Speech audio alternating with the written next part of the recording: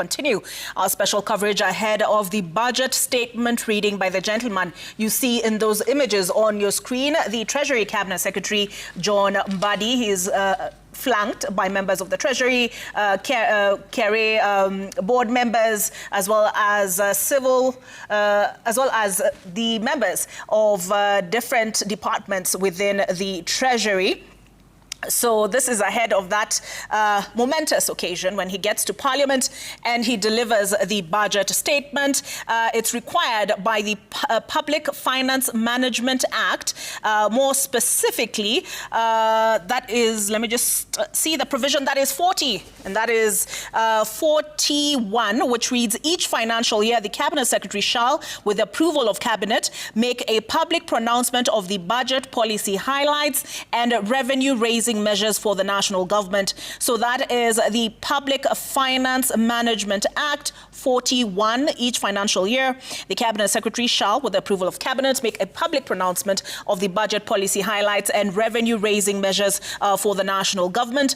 It is also guided by the National Assembly Standing Orders. That is 244C, pronouncement of the budget highlights and revenue-raising measures. These are the Standing Orders of Parliament. 244C, the Cabinet Secretary responsible for finance shall make a public pronouncement of the budget policy highlights and revenue-raising measures for the national government. And it provides that the Speaker may designate a suitable place in the chamber for the purposes of admitting the Cabinet Secretary to make the public pronouncement of the budget policy highlights and revenue-raising measures. It also provides that it shall be heard without question or clarification on the same date that the budget policy highlights and revenue-raising measures are pronounced. The Cabinet Secretary shall submit to the National Assembly a legislative proposal setting out the revenue-raising measures for the national government, together with a policy statement expounding on those measures. And the provisions of the National Assembly Powers and Privileges Act, Cap 6, shall apply to a Cabinet Secretary admitted to the chamber under this part. So that is the legislation, the standing orders that guide what we will be witnessing from 3 p.m. this afternoon. And to discuss what we can expect, what the Finance Bill 2026 contains, and what it means for you and I, the common Mwananchi, I am joined by a panel of experts, including Alex Nyaga, who is partner, Public Sector and International Development, PwC. Good to have you here this afternoon, Alex. Thank you.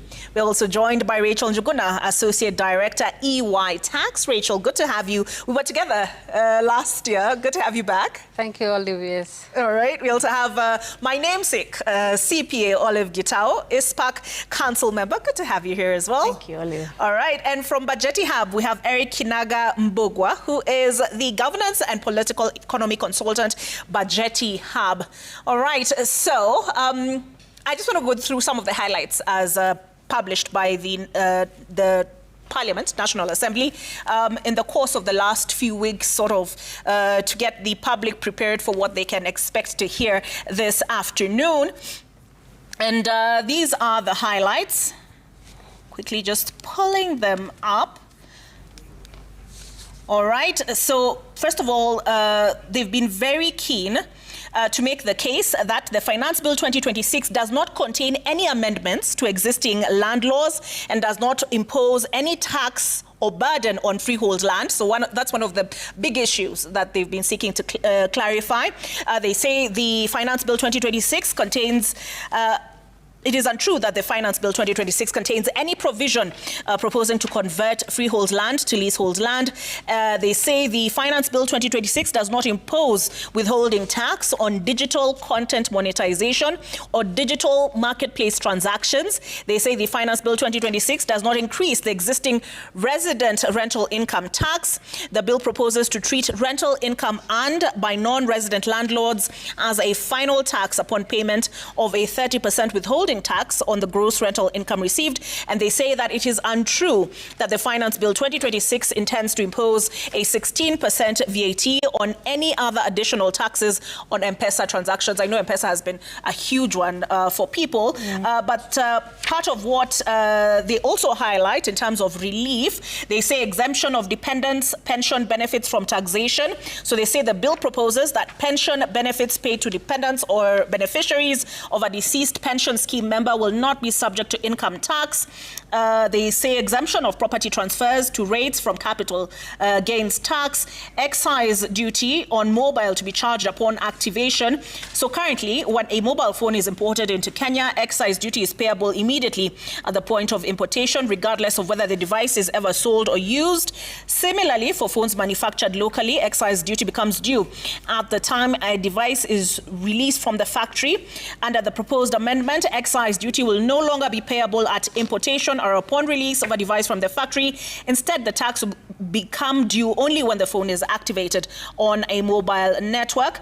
They talk about increase in dividend tax for East African investors, tax on betting winnings. I know a lot of young people, given what, the statistics are keen on this one. Are keen to understand this. The bill proposes to introduce a 20% withholding tax on betting and gaming winnings for both residents and non-residents. If passed, individuals who win money from betting, gaming, lotteries, or gaming activities will have 20% deducted before receiving their winnings. In addition, 5% excise duty will continue to apply to money deposited into betting wallets and gaming accounts. Tax on profits sent abroad by mining and petroleum companies. Classification of all fees paid by card merchants to payment networks and software distribution and license fees as royalties. I know this is another big one. So the bill proposes to define interchange fees and merchant fees paid by card merchants as quote management or professional fees. Card merchants such as banks, fintechs, and payment service providers pay fees to payment networks such as Visa and MasterCard to use their networks. We see reduction of corporate tax for petroleum contractors. The bill proposes to reduce the corporate income tax rate for non-resident petroleum contractors from 37.5% to 30% to attract much-needed investment in the petroleum sector. VAT changes on hire purchase agreements. All suppliers to issue invoices. The bill proposes that all persons supplying goods or services will now be required to issue invoices. The proposal is aimed at improving record keeping, enhancing tax compliance, and increasing transparency in business transactions. We have the VAT on digital financial services. The bill proposes to introduce VAT on certain digital and platform-based financial services. This include payment processing service, payment gateways, digital transaction platforms, merchant acquiring services, aggregation services, and other technology-based financial systems for a fee or commission. VAT rules for tour operators. The bill proposes that only tour operators licensed by the relevant tourism authority will qualify for VAT exemptions. And then increase in duty-free allowance for returning passengers. Currently, travelers returning to Kenya are allowed goods worth up to $300 into the country without paying VAT. The Finance Bill 2026 proposes to increase this duty-free allowance to $2,000. Exemption of various supplies from 16% VAT. The bill proposes VAT exemptions on several goods, including certain dialyzers, which are critical components of the dialysis machines, scrap metal, worn clothing or other worn articles other than upon importation, mitumba, transportation of sugarcane from farms to milling factories, supply of imported or locally purchased telephones for cellular networks, supply of motorcycles of tariff heading, but it will be highlighted by the Cabinet Secretary, the supply of electric bicycles, the supply of solar and lithium-ion batteries, the supply of electric buses, bioethanol vapor, the supply of goods and services for the direct and exclusive use in implementation of approved infrastructure projects. Tax amnesty on outstanding tax liabilities. The bill proposes to introduce a tax amnesty covering all tax liabilities accrued up to the 31st of December 2025. This follows the expiry of a previous tax amnesty program on the 30th of June 2025, which had covered taxes owed up to the 31st of December 2024. Enhanced enforcement of KRA agency notices. The Finance Bill 2026 proposes changes to the powers of KRA in issuing agency notices to recover unpaid taxes. An agency notice is a legal instruction issued by KRA directing a third party, such as a bank, employer, customer, tenant, or business partner holding money on behalf of a taxpayer to remit the money directly to KRA to recover tax arrears. And lastly, VAT exemptions for public private partnership project. So I've gone through a whole lot of what is contained in the Finance Bill 2026. When we come back on the other side of this break, I will hear the thoughts of my panelists this afternoon, and we will be bringing you more pictures from Parliament and the road to Parliament from Treasury. Stay tuned.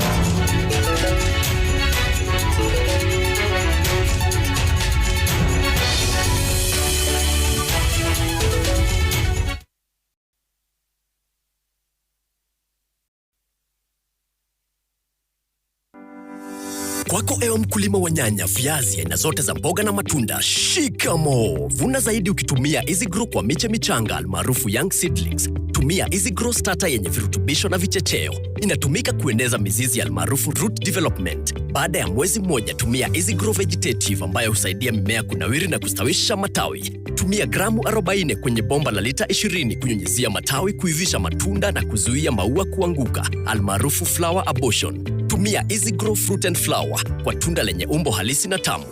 Easy Grow, shikamo! A product of Osho Chemical Industries.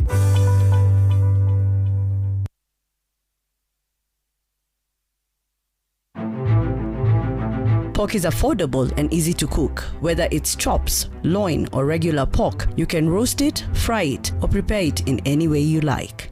Ewa yote, wet fry, dry fry, stew, toma, fuel ni pork, focus ni pork, boost ni pork. Jipatie power na Farmer's Choice Pork ni pork safi, life safi. Wakulima, miaka 25 pamoja na bado tunaendelea. Kutoka Rido Mill Gold inayolinda nyanya na viazi dhidi ya blight, Quadris inayokomesha CBD kwa kahawa, mpaka dawa zetu mpya za kisasa kama Elatus Arc kwa ngano, Miravis Duo na Orondis Ultra kwa nyanya na zingine tofauti. Syngenta iko hapa, dhabiti kama mwanzo. Tunakuwa nawe. Chagua Syngenta, chagua uhakikisho, usibahatishe.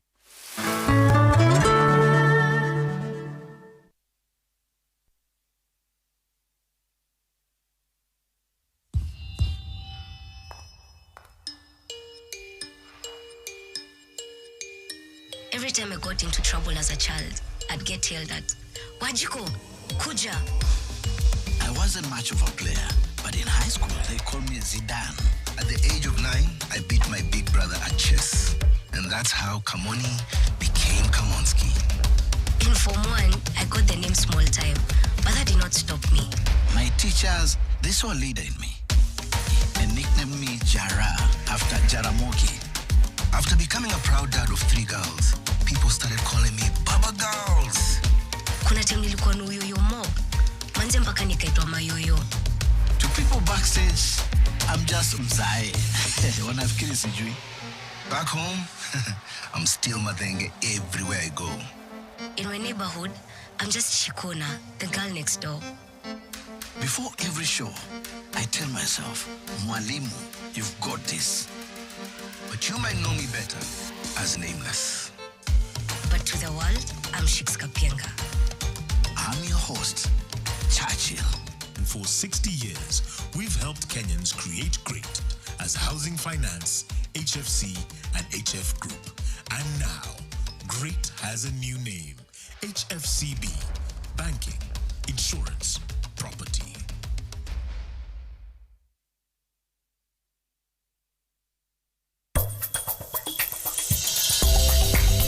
Welcome to the family, Camila.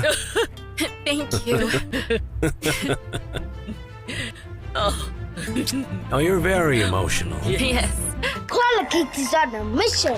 Colgate Herbal uses traditional nature's herbs and combines it with Colgate science for healthy gums and strong teeth.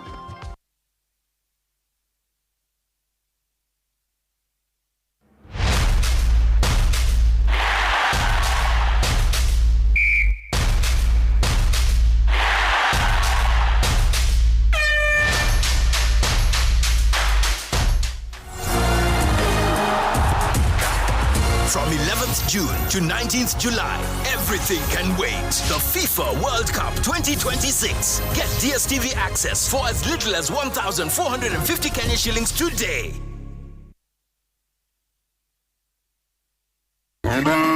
Kakamega, are you ready? The region's biggest showcase of agriculture, innovation and enterprise is here. I am Fernandez Baraza, the governor of Kakamega County. I warmly invite you to the 2026 Western Kenya ASK show at the Kakamega Showground. Join us as we showcase innovation, technology and investment opportunities under the theme promoting climate-smart agriculture and trade initiatives for sustainable economic growth. Karibuni Kakamega, the green jewel, home to the only tropical rainforests in Kenya. Experience the excitement of the Kakamega ASK show live on Citizen TV this Friday from 1:30 p.m. My name is Rosbella Ojiambo. I am the Director, Good Testimony Schools, also the Secretary General, Kenya Private Schools Association. We needed quick structures that can actually accommodate our learning experience. I interacted with SAFBuild. I watched one of our schools that also needed classrooms and had used SAFBuild. Oh, the SAFBuild team was amazing. I would recommend SAFBuild to other institutions or schools. SAFBuild, a quality product from Safal Building Systems, a subsidiary of MRM.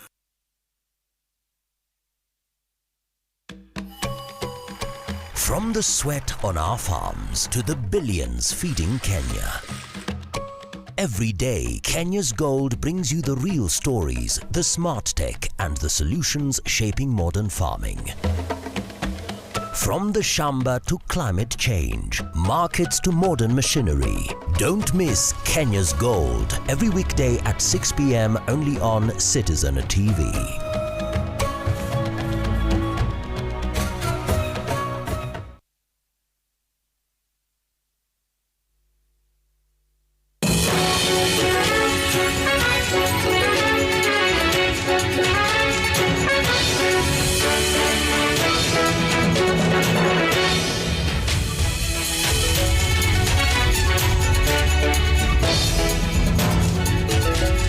If you're just joining us, welcome back to a special coverage of the budget statement reading 2026-2027.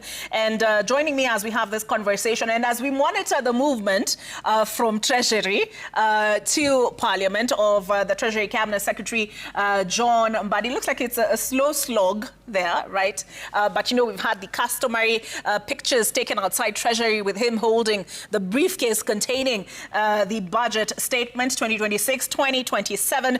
And joining me to look at some of those highlights, which I read out, right? We have Alex Nyaga, who's a partner, Public Sector and International Development, PwC. You'll hear, if you don't see them on your screen, you'll just see their names indicated, highlighted there on your screen. We have Rachel Njuguna, Associate Director, EY Tax. We have with us as well CPA Olive Gitao, ISPA Council Member, and Eric Kinaga Mbugwa, who's Governance and Political Economy Consultant, Bajeti Hub. Now, this is the budget is 4.8178 trillion, biggest budget that we have witnessed. And according to the summary provided by Parliament, the executive arm of government has been allocated 2.8 trillion, comprising of 1.9 trillion for recurrent expenses, 840 billion shillings for development projects. Allocation to Parliament, 48.7 billion, comprises 47.1 billion for recurrent budget, 1.6 billion for development budget.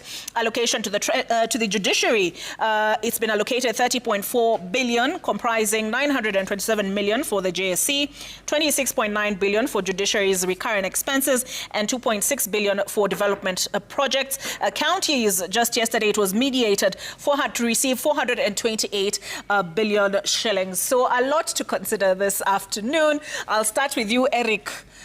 Speaking as the Mwananchi, what is Sisi Mwananchi?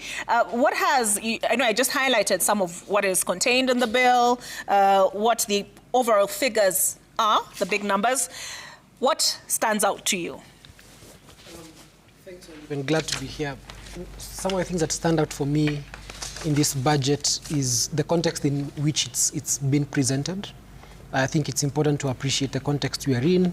And one of the contexts really is that there's very high civic interest across the country around what's going to come out in the budget. Of course, a good number of Kenyans who've been part of this process can anticipate what the CS Treasury is going to say, because it's quite visible in the documents that we've seen across time until this point. But here, there's a lot of interest from citizens, and this is coming from the question, really, what's in it for us? What does that mean if you say that we have the biggest budget in the region? What does it truly mean for our pockets, for our homes, for households? And especially, I think, in line with this, one of the interesting things that we've seen the last couple of years is a rise in appropriations in aid. Starting at 150 billion, now it's at 644 billion. What this means is that more citizens are going to be required to get money off their pockets to be able to access public services, primarily with TVET institutions. There's a lot of growth in some sectors, and I think we'll get time to speak about that. The other context is that, of course, it's a high expenditure, 3.6 trillion. How will it improve our lives, really? The allocations that we are seeing to various departments, to sectors, are they commensurate to where we are? There are conversations around, for instance, the defense budget. What does that mean? We are where we have a budget that's almost the same as certain countries are at war around us. What does that mean for our country, really, besides just throwing the numbers around? I think the other context is that the revenue target has been underperforming in the last couple of years. I think at an average of about 9% in the last 5 years. We've seen, I think that this year's target is 2.9 trillion. Last year's was 2.6. We collected 1.9 trillion. Now, in the budgets you've seen, the documents you've seen recently, economic growth has been reduced. Growth projection has been reduced from 5.3 to 5%. So what does that mean? It means that really we are likely headed towards tougher times. So it's possible that the revenue we are targeting to collect this year may not even happen. We may not reach our target if history is anything to go by. And all these are things that are important even as we listen to what the CS Treasury has to say. And I think as I conclude, just to reiterate that there's a lot of interest across the country on what this budget really means for citizens. And it is our hope that we'll continue to see a lot more reflections on the side of government to ensure that the numbers are actually making sense across the sectors for people who actually depend on these public services. Thanks. Olive, is this just a ceremonial exercise that the public is like, okay, they do this every financial year? Do you think the public truly appreciates what it's all about, what this budget statement reading is all about? Because he'll come and he'll tell us, okay, this is how we're looking to grow our revenue, and this is how we're anticipating or we are planning to spend the budget. So do you think the common wananchi, per ground, really appreciates this? I think just like you say, thank you, Olive, and I'm glad to be here. It's first, it's there in law that the government is expected to actually do a budget statement and inform the public through the National Assembly of what the plan is for the next financial year. Now, what I know is there is more increased awareness on common wananchi. Coincidentally, yesterday I was in a public participation exercise in Nakuru, and we had the public there. It was a different forum for Public Finance Management Act, but the public actually came because they thought we were going to talk about the finance bill. So there's actually that awareness that any time that this finance bill has a way of affecting me personally. Like Eric has said, we can see it is a very ambitious budget. 4.6 in terms of what we are targeting, and we know so far KRA has not been able to meet its obligations in terms of its performance target. Now, what does that mean for the common wananchi? It means come next financial year, KRA is targeting for better administrative measures to be able to collect more. It is either going to work better through data analytics, do data analysis, or do some more tax reforms to see compliance, the cost of compliance reducing, so they can be able to collect more. Because from the budget, you can see there are not too many measures of increasing taxes, yes. But there are other measures that will have to be put in place to make sure that collection happens. Now, collection comes from who? You and me. It is not from the air. So it means the common mwananchi, in one way or another, has to fill that gap. And so it is, and that is why you can see there is more increased awareness. When you talked about mobile money, that is something that every Kenyan today uses. M-Pesa, Airtel Money, whatever digital device they have, they are able to transact through their phone. Now, when you mention that there could be the possibility of an increase of that cost, then of course everybody is, is very alert. Is that true? Is that going to be the case? Will I need to be using more cash as opposed to using digital money to make my transactions? So there, you can see there is actually increased awareness. It is just not a ritual. There is that appreciation. And we have the likes of ISPAC that is actually bringing out awareness. Of course, we have the media houses that do what they do in terms of creating that awareness to the common mwananchi. And we have the civil societies that are actually creating that continuous awareness. So it is something I would say it is not a ritual, but it is something that the Kenyans are actually appreciating, and they know this will affect my bottom line, it will affect my take home, my disposable income. I mean, right now we are operating on the framework of inflation having started rising in the last 2 months. Now, in the same last 2 months, for the first time, the proportion of transport in the calculation of the inflation has gone up and has been included in the basket of items to be included in inflation calculation. And it all began, of course, when the fuel prices went up, and of course the cost of transport went up. So public transport has gone up. Who goes with the public transport? It is Wanjiko and Ouma and you and me who actually are able to utilize transport. So with that in place, then we know if inflation is going up, the cost of living ultimately is going up. And it's going up at an increasing rate. When we started this financial year, 2025-2026, the inflation had actually been contained. We were operating within the 3%, 3 points. Now we have gotten to 6 points. Now, it means that there's that compounding effect of the cost of living. All right, so Olive, even as you speak on the cost of living, we have that image there on your screen of the Treasury Cabinet Secretary, John Mbadi, having arrived at Parliament's precincts. And as you saw earlier, we are fully covered there. We have Emmanuel on the ground, Melita Oleteges, as well as Stephen Leto. I see the leadership of Parliament is also joining in to take that commemorative picture with the Cabinet Secretary. This is ahead of his delivering the budget statement 2026-2027. And then there we have, all right, we have Junet Mohammed there. I see Silvana Sosore is also present there, the Deputy Speaker as well. So they will take their pictures ahead of his making his way into Parliament. I know, Olive, I was asking you, is it relatable? Whatever he's doing today, is it relatable to the man on the ground? But Rachel, let me come to you now.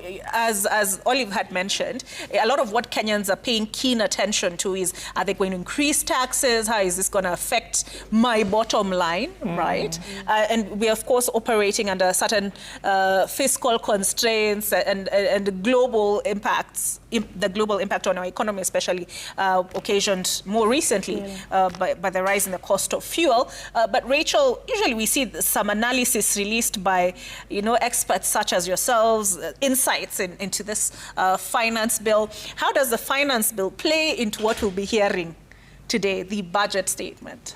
All right, thank you, Olive, for that. So the finance bill contains the revenue-raising measures that the government wants to undertake to finance the budget. Remember, even as you're looking at this big number of the 4.8, we expect KRA to correct about 2.9. And for the finance bill, because we're in a regulatory environment where every year we are having tax law changes. And maybe in 2024, I think that came as a shock to government because of the resistance from the general public. And so what we are seeing now in 2026, we don't have many revenue-raising measures, but the finance bill is over-concentrated on tax administration, empowering the KRA to be able to collect more tax. So how the finance bill plays into this is it will assist the National Treasury to collect the taxes. When I listened to the CS talk about it, the finance bill, he said he wants to collect 120 billion out of this finance bill. The only issue that has been where he has put a number is a tax amnesty, where he said he intends to collect 30 billion. So it's not very clear where the balance of the 90 billion will come from, because when I look at this finance bill, it is very heavy on tax administration and not on revenue-raising measures.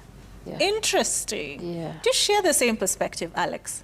Yes. So I think from the past, we've seen, raising taxes has not been very welcomed. And I think we're getting to the point where government has said one of the measures they want to do is expand the tax base.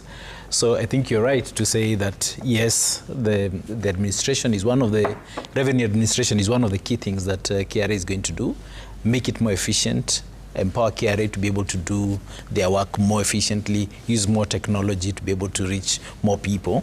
But then, raising taxes is not working, so expand the number of people who should be paying taxes. So if you can't take the increase, then you expand who's paying. So instead of 5 people paying, if you're able to get it to 10 people paying, then essentially you're following the canons of tax, where equity is one of the canons there. So saying, can you bring in more people to pay taxes? Yeah. Well, that's interesting to hear. Good to hear, I suppose, for many. But if you can perhaps just look at some of what was contained in the highlights. I was reading earlier the bit about, let's start with mobile money transfers. And while they did state here, just to clear the air, the Parliament said it is untrue that the Finance Bill 2026 intends to impose 16% VAT or any other additional taxes on M-Pesa transactions. Is that the case?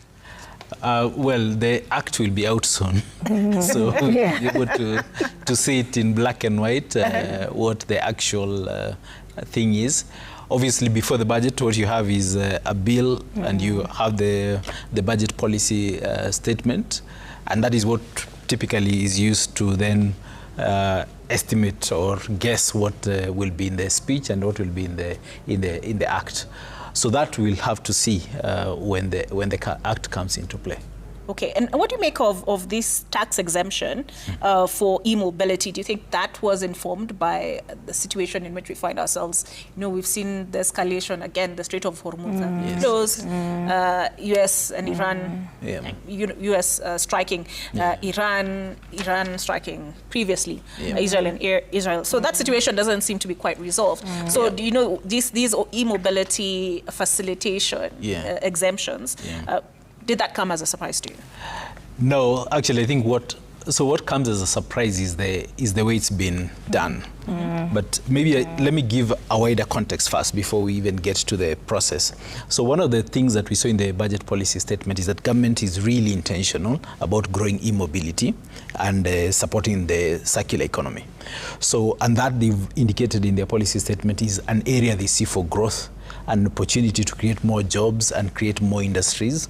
So what I'd have expected is that they will put in measures to actually attract more people, either to join the manufacturing sector or to create the jobs that come from e-mobility. And I think we've seen quite a bit happening. You know, there are people doing infrastructure for e-charging stations, etc. We're seeing electric buses, and there's been initiatives we've seen in the market. Even electric motorbikes, these are there, and I think they should be encouraged to grow.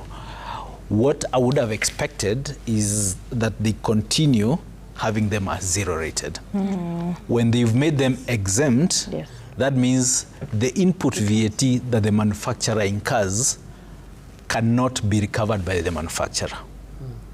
So it now becomes a cost to the manufacturer. And the manufacturer will not incur that cost alone. So it increases the cost of the product. And that means at the end of the day, to the consumer, that cost will be added. Okay. So you'd have expected that if we are promoting that sector, we maintain it as zero rated.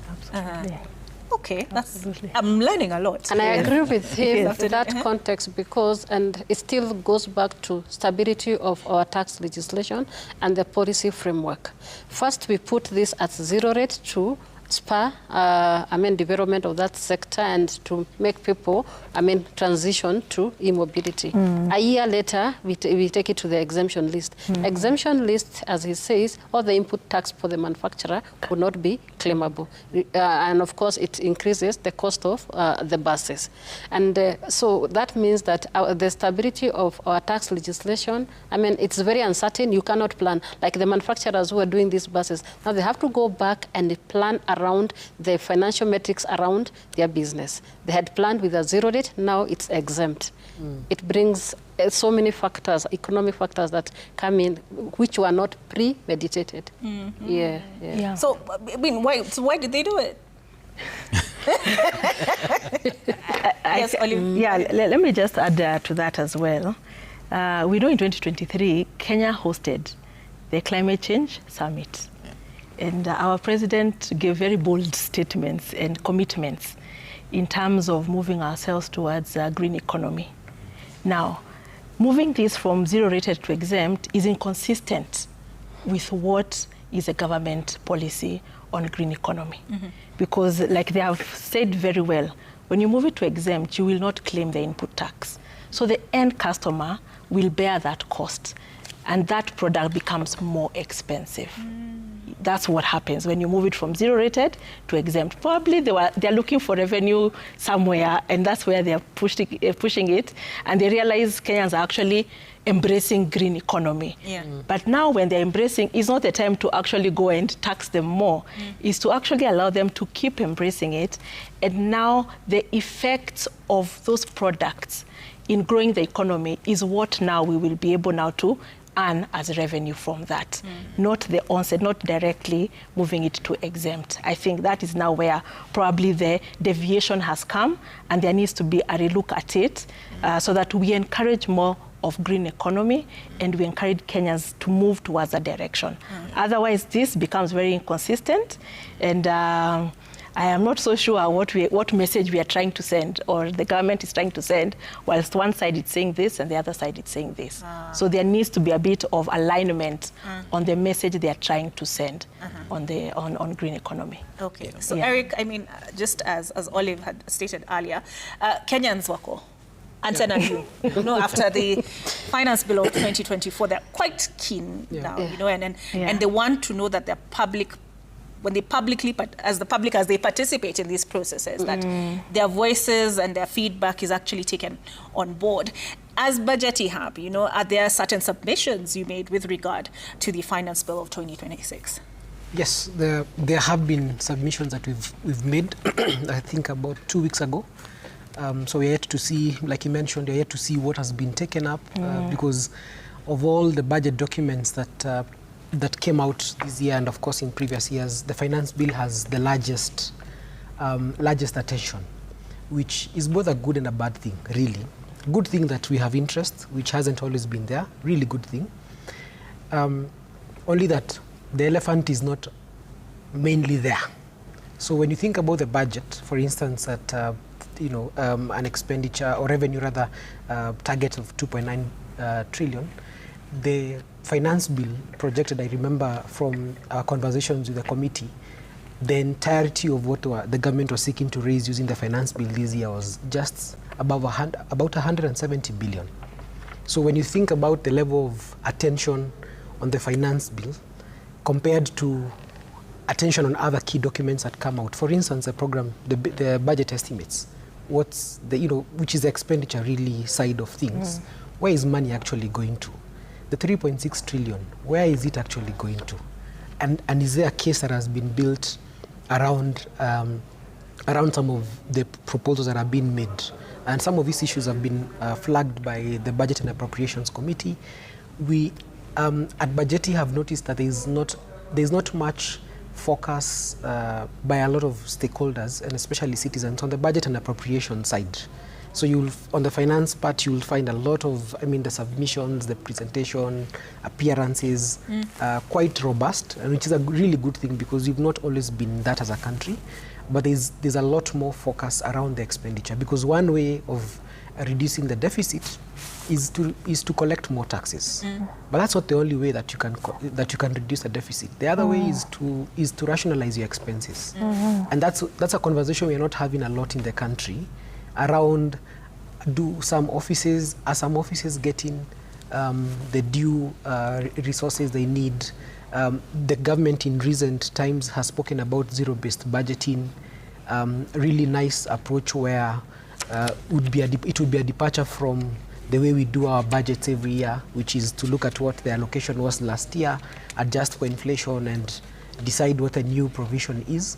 So the inverse of that is to ask ministries, departments, agencies to actually make a case and build up their budget from zero upwards, and make a case for really what they actually would go in there. And there's some developments that were done within Treasury some time back, but we haven't seen much traction on this.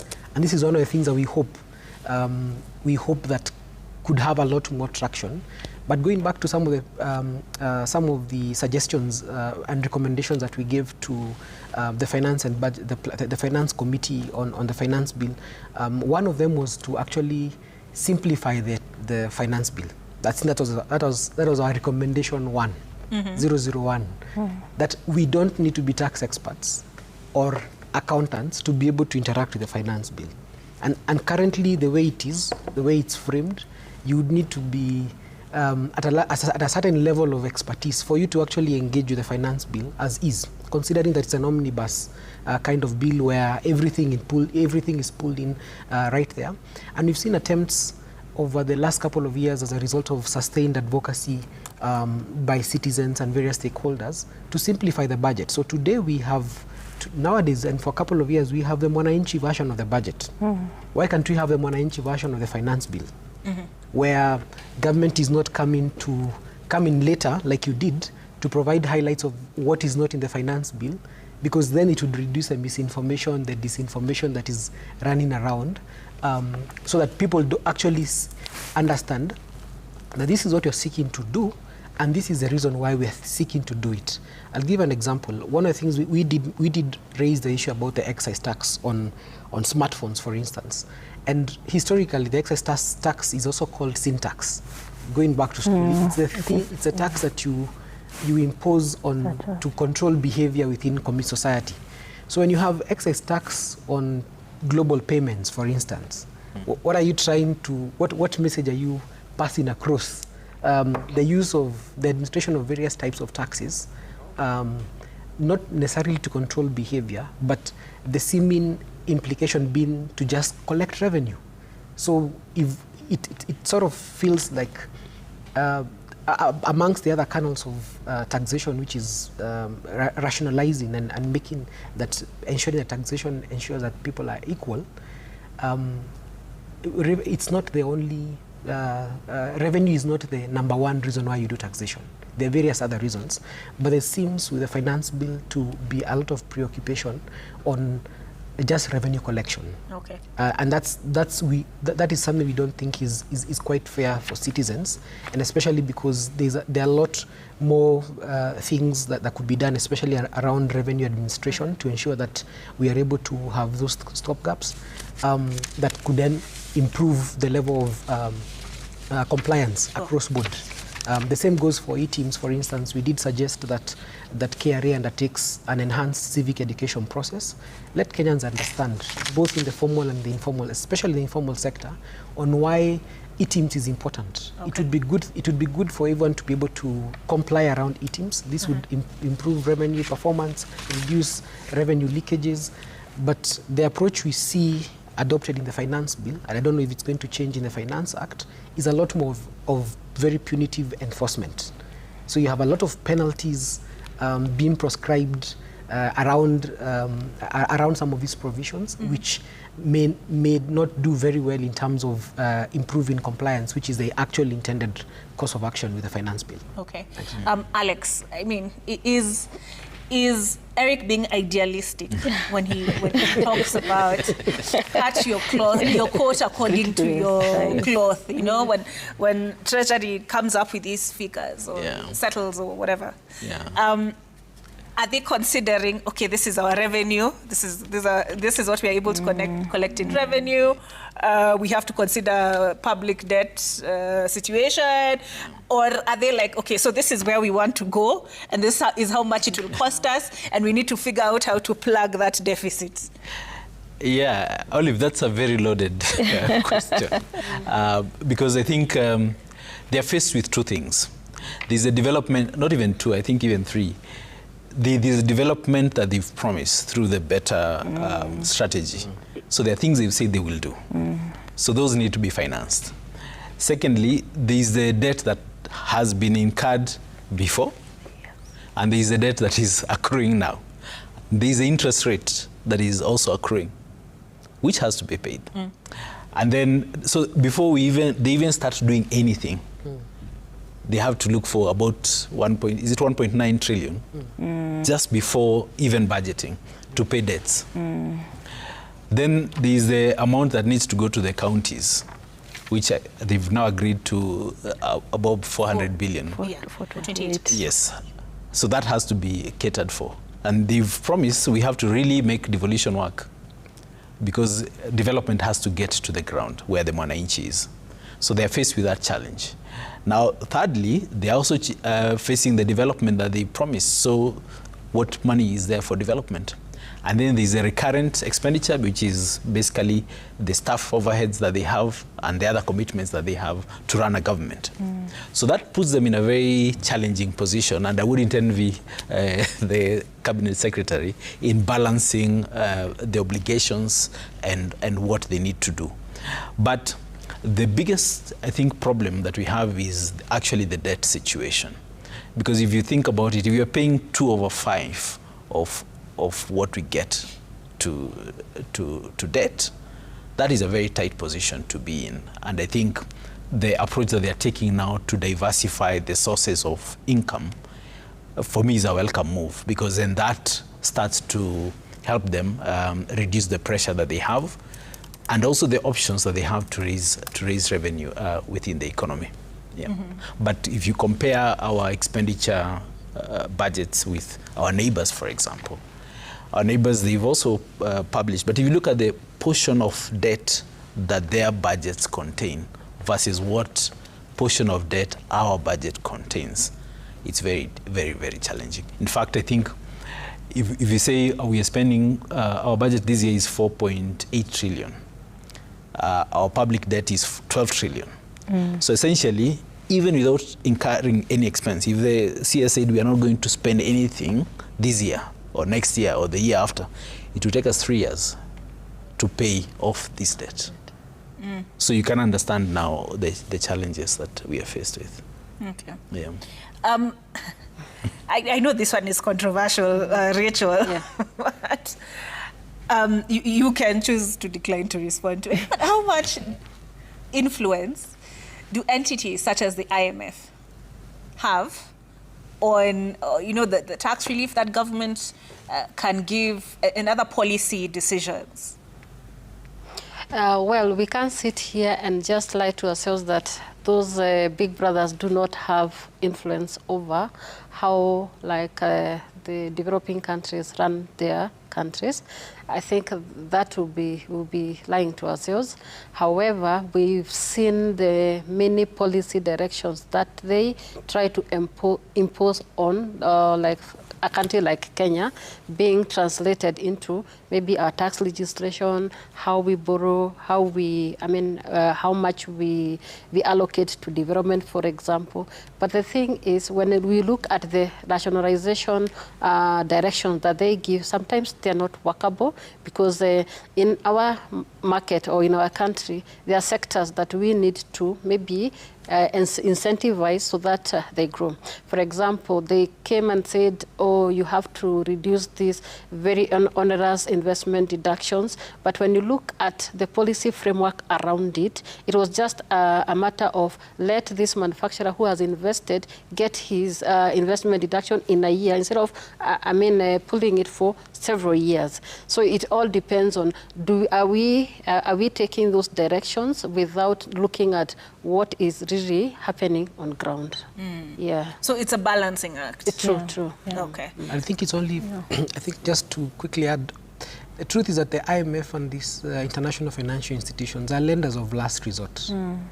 If countries managed their fiscal affairs prudently, they wouldn't need to have IMF in their business because the way the IMF system is set up, for instance, is almost like a global circle system. It's the bigger the shares you have, the larger the voice you have, and that's how it's set up. I like that analogy. It's a game of interest, really, and I think even as we think about it, it would not be fair to say that we are in the situation we are in because of IMF. No, yeah. Well, that's a fallacy that has been perpetuated for a long time, but we're in the situation we are in because we've not managed our resources as we ought to. And it's not just as a country, across the continent, in the global south, many other countries, the story is the same, where you have citizens who have a knack for big, shiny things. Okay. Finya tu hapo pause. We'll come back to that big shiny things. We take a break. Alex has sort of highlighted what the public debt is. I hear portfolio a lot, but what is 12 trillion? Is that 12 trillion? I'll break it down a little bit more on the other side of this break, even because there are a lot of questions on, okay, so the citizenry is being taxed. What is the government doing in terms of austerity? Correct. On the other side?